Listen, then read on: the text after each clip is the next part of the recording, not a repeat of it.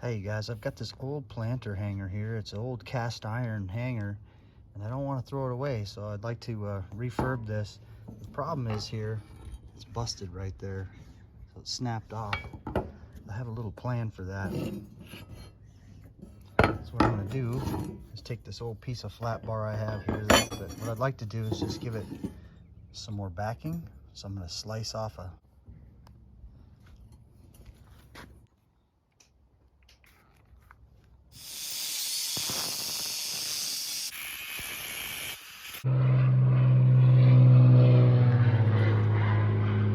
Here's the weld hood I'm using. It's an auto darkening weld hood.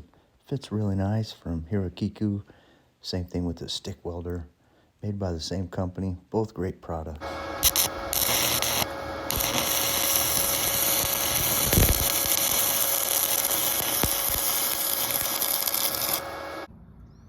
I'm just going to get it all cleaned up with the grinder there.